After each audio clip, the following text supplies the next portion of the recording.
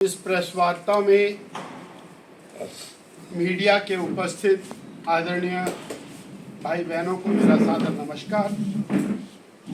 हमारे साथ भारतीय जनता पार्टी के पूर्व में प्रदेश अध्यक्ष रहे आदरणीय श्री सतपाल सिंह सत्ती जी, हिमाचल प्रदेश भारतीय जनता पार्टी की चुनाव प्रबंध समिति की बड़ी बैठक ऊना भारतीय जनता पार्टी के कार्यालय में संपन्न हुई।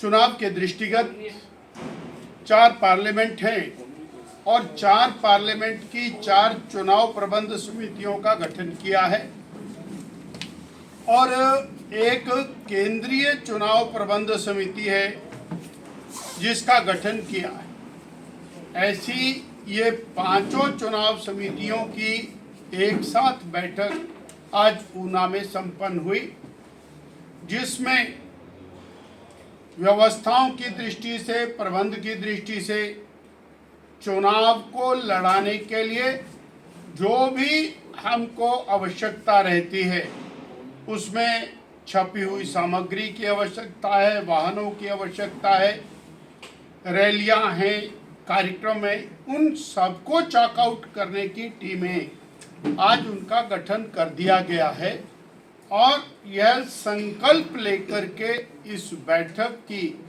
समाप्ति की है कि हम 4 पार्लियामेंट 4 की 4 भाजपा जीत करके नरेंद्र भाई मोदी जी की झोली में डाली। इसके साथ ही 9 उपचुनाव, जिसमें से 6 डिक्लेयर हो गए हैं, 3 और संभावित हैं। 9 के 9 चुनावों की दृष्टि से आज टीमों का गठन कर दिया है और वो टीमें अपने अपने काम में जुट जाएंगी। हमारे कार्य का आधार मूल रूप से कार्यकर्ता है और उस कार्यकर्ता को काम पर लगाकर चार्ज करके व्यवस्थाओं को चाक चौबंद करके हम चुनाव मैदान के लिए तैयार हैं। ये हमको आज यहाँ कहना है। हमारे चुनाव के प्रभारी श्रीकांत शर्मा जी, सह प्रभारी संजय टंडन जी, संगठन महामंत्री सिद्धार्थन जी और प्रदेश की टीम ने आज ये सारा विषय चर्चा किया। आपके माध्यम से मैं प्रदेश की जनता के ध्यान में लाना चाहता कि श्री नरेंद्र भाई मोदी की सरकार के 10 साल वो बेमिसाल है। 10 साल में जहां देश में एक विशिष्ट प्रकार से प्रगति हुई, 25 करोड़ गरीब गरीबी रेखा से ऊपर आए हैं, जो देश के इतिहास में पहली बार।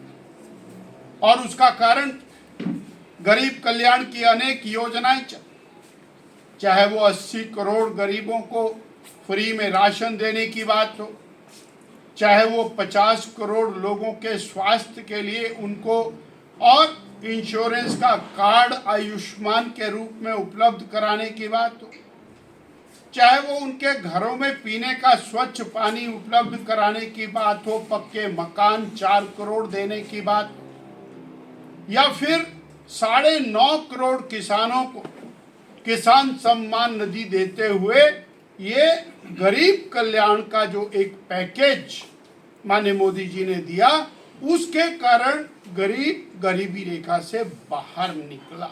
भारतीय जनता पार्टी का विस्तार वो होना चाहिए, यह हमारा कार्यकर्ता अच्छे से समझता है। नरेंद्र भाई मोदी जी को 10 साल मिले तो 10 साल में देश आगे बढ़ा और अगले 5 साल और अधिक क्रूशियल हैं, जब हम दुनिया की तीसरी महाशक्ति बनना चाहते हैं। उसका लक्ष्य रखा है। मोदी जी ने गारंटी दी है कि मैं 3 साल के अंदर आर्थिक रूप से दुनिया की तीसरी महाशक्ति भारत को बना। इस दिशा के अंदर जब मेरे कार्यकर्ता की मनोभावना वो पूर्ण होती है तो वो किसी भी हद तक त्याग, तपस्या, बलिदान के साथ काम करने की मानसिकता में रहता है और रहेगा, ऐसा हमारा विश्वास। सर, जो 3 आजाद हैं उनका इस्तीफा मंजूर नहीं हुआ है, इस प्रकार की पार्टी की रणनीति क्या है? हमारे लोकतंत्र में सबकी और एक विशिष्ट अधिकार, मेरा अधिकार है कि मैं किसी स्थान पर नहीं रहना चाहता, उसी अधिकार के नाते तीनों माननीय विधायकों ने विधायक के पद से इस्तीफा दिया और व्यक्तिगत रूप से इस्तीफा माननीय स्पीकर साहब को दिया है। इसलिए उनका ये दायित्व बनता है कि वो अतिशीघ्र उस इस्तीफे को स्वीकार करें और हमारा आग्रह रहेगा कि लोकतंत्र की परिपाटी को और संविधान की और विशिष्टता को बरकरार रखने के लिए उनको ऐसा करना चाहिए, बिना डिले के उसको स्वीकार करना। अगर सर वो नहीं करते हैं तो पार्टी की रणनीति क्या है? वो रणनीति का खुलासा मीडिया के सामने करने की आवश्यकता नहीं है, परंतु उन तीनों विधायकों को न्याय मिले इसके लिए पार्टी उनके साथ। सर, अभी पीछे पंडो में एक बैठक हुई है जिसमें भाजपा के जो पुराने कार्यकर्ता थे, जिन्होंने जो विधानसभा चुनावों में अलग हो गए थे, उन्होंने अपने बागी को बनाया था, उन्होंने वो एक बैठक की है और उन्होंने रोष जताया कि भाजपा कांग्रेस से लोगों को तो ला रही है लेकिन अपने लोगों को नहीं पूछ रही है। तो आप कह रहे हैं कि परिवार बढ़ा रहे हैं और अपने लोगों की अभी तक पूछताछ नहीं हो रही। भारतीय जनता पार्टी में आज बहुत बड़ा परिवार है, सबकी महत्वाकांक्षाएं पूरी नहीं की जा सकती और अनेक अनेक कार्यकर्ता जो कल को पीछे चले गए थे, अलग हो गए थे, वो भी वापिस आते हैं और अभी तक जिनकी कोई रिजाइनमेंट आएगी हम उनसे बात करेंगे, अन्यथा कोई पार्टी से बाहर ही चला गया वो कहीं भी बैठक करे। सर, क्या सीधा अगर सवाल पूछे, क्या जो बागी थे विधानसभा चुनाव के बागी थे भाजपा के, क्या उनको वापस लेंगे? भारतीय जनता पार्टी ने एक मूल फैसला किया है कि जो अलग अलग पार्टियों से चुनाव लड़े हुए लोग हैं उनको, चाहे उन्होंने 10 साल पहले, 20 साल पहले, 15 साल पहले चुनाव लड़ा है, उनको हम सबको आमंत्रित कर रहे हैं पार्टी के लिए। जो 2022 में जिन्होंने पार्टी के खिलाफ चुनाव लड़ा उनके बारे में अभी निर्णय नहीं हुआ है, जब निर्णय होगा तो हम आपके पास आएंगे, आपको भी जानकारी सर दें। क्या विधानसभा अध्यक्ष के पास उनको इस्तीफा देना ना देना, ऐसा विधानसभा में कोई कानून पास है? ये मौलिक अधिकार है, हर व्यक्ति का मौलिक अधिकार है। आप पत्रकारिता छोड़ना चाहते हैं तो आपको कोई रोक सकता है क्या? नहीं। मैं आजाद उम्मीदवार के नाते और वहां पर चुन करके गया, मैं आजाद उम्मीदवार नहीं रहना चाहता, मैं किसी पार्टी के साथ जुड़ना चाहता हूं, मैंने वहां से त्याग पत्र दिया, मैं जनता की अदालत में दोबारा जा रहा हूं, मैंने भारतीय जनता पार्टी का और सदस्यता ग्रहण की है, मैं बीजेपी के नाम से चुनाव लड़ना चाहता हूं, तो वो मौलिक अधिकार है। उसमें एक्सपेक्ट ना करने के इतने डिले क्यों? हम तो आग्रह कर रहे हैं, जो और लोकतंत्र के रखवाले हैं, चाहे वो महामहिम राज्यपाल है, चाहे मुख्यमंत्री है, चाहे हमारे और चीफ जस्टिस हैं और चाहे स्पीकर हैं, 4 एक महत्वपूर्ण स्थान है, उनको लोकतंत्र के लिए और हमारे संविधान की रक्षा करने का दायित्व दिया है, उनको करना चाहिए। सर, लास्टली वीरेंद्र कंवर, पूर्व मंत्री, सीनियर आपके वरिष्ठ उपाध्यक्ष हैं पार्टी के, वो मंच शेयर नहीं कर रहे हैं जो कैंडिडेट आपने बनाए हैं, किस प्रकार की रणनीति होगी और क्या उनसे बातचीत हुई है? माननीय वीरेंद्र कंवर जी हमारे वरिष्ठतम नेताओं में से हैं, हमारे लिए आदरणीय हैं और आज भी वो बैठक में थे, लगातार और कार्यक्रम कर रहे हैं इस पार्लियामेंट के। और हमारे अनुराग ठाकुर जी जो कैंडिडेट हैं उनके सहयोगी के नाते पूरे पार्लियामेंट की जिम्मेवारी आज ही उनको दी गई है और सभी लोग व्यक्तिगत रूप से उनसे मिल चुके हैं। मैं और रणधीर शर्मा जी आज उनके घर में नाश्ता भी करके आए हैं। तो सब कुछ, हाँ, वो उनको उन्होंने बुलाना था। इंफ्रास्ट्रक्चर की दिशा में मोड़ा और इंफ्रास्ट्रक्चर डेवलपमेंट 10 लाख करोड़ रुपया तक पहुंचा, न भूतो न भविष्यति। यानी इतनी बड़ी राशि केवल और केवल एक साल में इंफ्रास्ट्रक्चर डेवलपमेंट के लिए व्यय करने की व्यवस्था कर देना, ये कैसे संभव हुआ? भ्रष्टाचार के ऊपर अंकुश लगा करके ये संभव। जहां और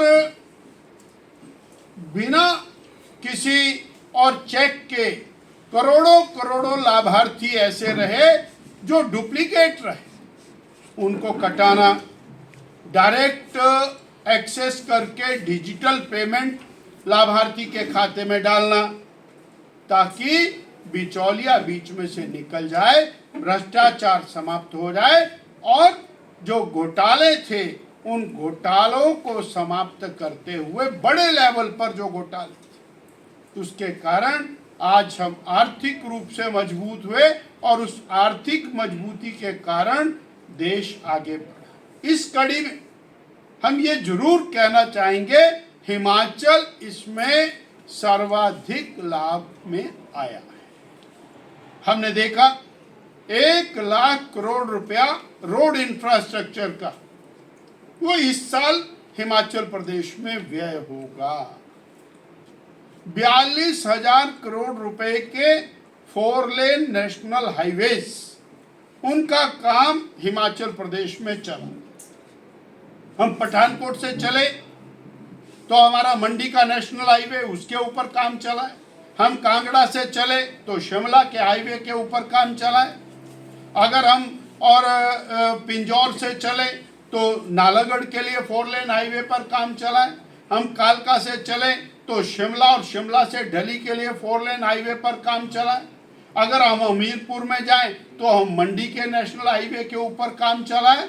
ऐसा सारे प्रदेश के अंदर जगह जगह टनल बना करके, ब्रिजेस बना करके और हम एक नए हिमाचल की ओर बढ़ते हुए दिखाई देते हैं।